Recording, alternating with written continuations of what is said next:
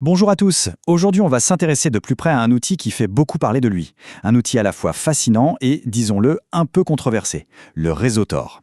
Alors la grande question c'est comment ça marche au juste et surtout à quoi ça sert. On a sûrement tous, un jour ou l'autre, cliqué sur navigation privée sur notre navigateur en se disant « ça y est, là je suis tranquille ». Mais est-ce qu'on est vraiment privé dans ce mode? Eh bien la réponse est un peu plus compliquée qu'il n'y paraît. En réalité, même là, on laisse des traces. Parce que, en fait, à chaque fois qu'on se connecte, qu'on visite un site, il y a une sorte de carte d'identité numérique qui nous suit partout. C'est notre adresse IP. On peut la voir comme notre adresse postale sur Internet.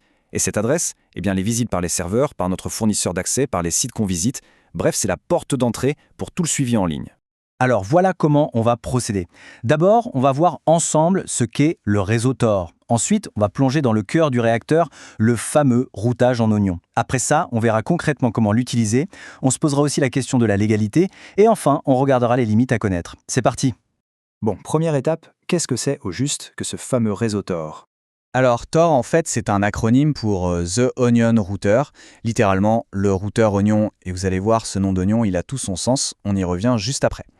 Concrètement, c'est un réseau mondial de serveurs, et la particularité, c'est qu'ils sont gérés par des bénévoles du monde entier, avec un seul but, permettre de communiquer de façon anonyme. En temps normal, quand on va sur un site, la connexion est directe. Notre ordinateur parle au site web. C'est une ligne droite. Avec Tor, c'est complètement différent. Au lieu de cette ligne droite, notre trafic va faire tout un détour. Il va rebondir sur un chemin aléatoire de 3 serveurs relais différents. C'est ce qu'on appelle les nœuds du réseau. Et c'est là que notre histoire d'oignon prend tout son sens. Imaginez que votre connexion est protégée par plusieurs couches de chiffrement, comme les couches d'un oignon. À chaque fois qu'elle passe par un relais, hop, on enlève une couche. C'est ça l'astuce. Le résultat, c'est que personne sur le chemin n'a la vue d'ensemble. Aucun relais ne sait à la fois d'où on vient et où on va. L'information est complètement éclatée. Ok, maintenant qu'on a l'idée générale, rentrons un peu plus dans le détail. Ce routage en oignon, comment ça se passe concrètement?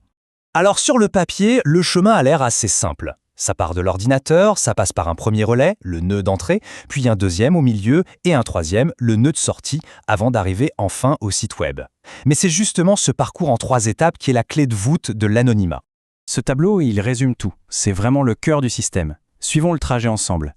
Le premier relais, le nœud d'entrée, il sait qui on est. Il voit notre adresse IP. Par contre, il n'a aucune idée d'où on va. C'est le blackout total sur la destination. Le dernier relais, le nœud de sortie, lui, c'est l'inverse. Il sait où on va, il voit le site de destination, mais il ne sait absolument pas d'où vient la demande. Et celui du milieu, alors lui, c'est le grand gagnant. Il ne sait ni d'où on vient, ni où on va. Il ne fait que passer le paquet. C'est ça la magie de la fragmentation. Bon, tout ça c'est bien beau en théorie, mais en pratique, comment on fait pour se connecter à ce réseau et l'utiliser? Eh bien, la solution la plus simple et de loin la plus recommandée, c'est de passer par le navigateur Tor. En gros, c'est une version un peu modifiée de Firefox que tout le monde connaît.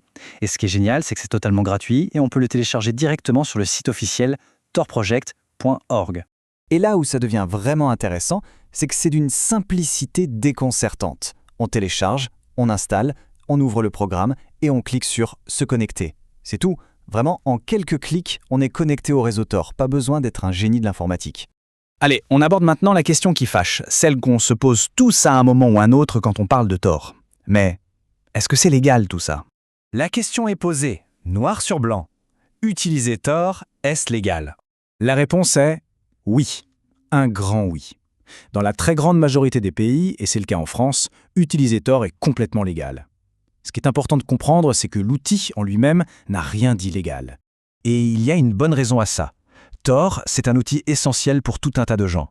Pensez aux journalistes qui doivent protéger leurs sources à tout prix, aux lanceurs d'alerte qui prennent des risques énormes, mais aussi, et c'est crucial, aux millions de personnes qui vivent dans des pays où Internet est censuré.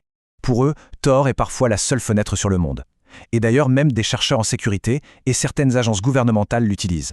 En fait, la meilleure analogie, c'est celle du couteau de cuisine. Avoir un couteau dans sa cuisine, c'est tout à fait légal. Par contre, s'en servir pour agresser quelqu'un, là, ça devient illégal. Eh bien, pour Tor, c'est exactement le même principe. L'outil n'est pas le problème, c'est ce qu'on en fait qui peut l'être. Attention cependant, il faut être très clair.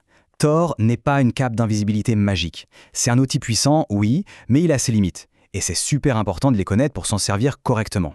D'ailleurs, une confusion très fréquente, c'est de mélanger Tor et les VPN. Mais en réalité, ils ne répondent pas du tout aux mêmes besoins.